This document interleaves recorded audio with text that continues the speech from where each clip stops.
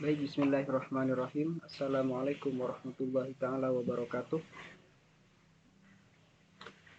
Di sini saya akan menjelaskan tentang penerapan manajemen risiko, yang mana ini sangat urgent sekali ketika kita mulai berbisnis.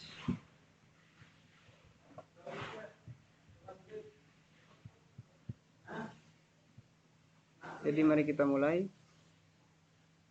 Penerapan apa ketika kita mau berbisnis? Penerapan manajemen risiko itu ada 3 penerapan.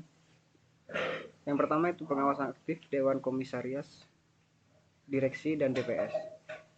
Yang kedua itu kebijakan, prosedur, dan penetapan limit.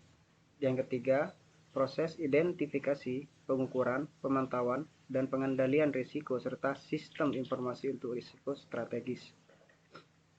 Jadi kita mulai dari yang pertama, dari pengawasan aktif Dewan Komisaris, Direksi, dan DPS. Itu apa saja? Yang itu yang pertama adalah kewenangan dan tanggung jawab Dewan Komisaris, Direksi, dan DPS.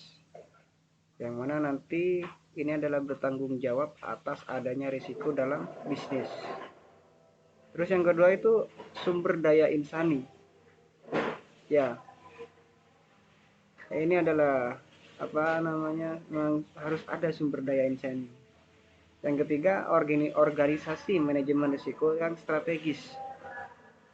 Nah, ini masih di bawah tanggung jawab Dewan Komisaris seperti itu. Lanjut ke sub kedua, yang mana itu kebijakan, prosedur, dan penetapan limit. Ada 2. Yang pertama adalah strategi manajemen risiko. Ada beberapa strategi manajemen risiko, namun saya di sini menetapkan 2, yang mana yang lain itu masih include kepada yang 2 ini. Yang pertama, memahami kondisi lingkungan bisnis, ekonomi, dan industri. Ketika kita mau berbisnis, tentunya kita harus memahami kondisi di sana. Terus yang kedua adalah mengukur kekuatan dan kelemahan bank syariah. Yang mana kita di sini kan ekonomi syariah, yang mana harus kita mengukur juga tentang kelemahan bank syariah yang di tempat kita untuk berbisnis seperti itu.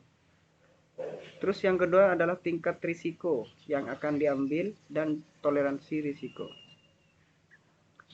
Itu ada 1. Bukan strategis mengacu pada cakupan penerapan secara komoditas. Artinya adalah yang mana itu harus menempatkan kepada tempat yang strategis, yang sekiranya nanti kita ketika berbisnis itu banyak konsumen, banyak pembeli yang datang kepada toko kita. Seperti itu. Lanjut sub yang ketiga, itu adalah proses identifikasi, pengukuran, pemantauan, dan pengendalian risiko serta sistem informasi untuk risiko strategis. Di sini ada 3 poin yang akan saya jelaskan. Yang pertama itu identifikasi risiko strategis. Yang mana ketika bank syariah harus mengidentifikasi dan menata usahakan devisi atau penyimpangan sebagai akibat tidak terrealisasinya atau tidak efektifnya ketika kita berbisnis. Itu yang pertama. Terus yang kedua itu adalah pemantauan risiko strategis.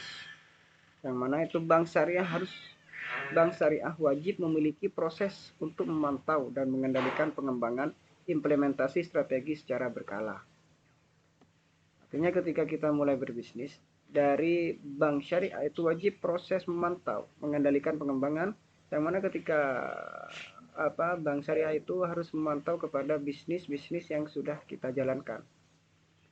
Terus yang ketiga adalah pengukuran risiko strategis, yang artinya pengukuran terhadap risiko strategis antara lain dapat menggunakan indikator atau parameter berupa tingkat kompleksitas strategis bisnis bank syariah, posisi bisnis bank syariah di industri, dan pencapaian rencana bisnis.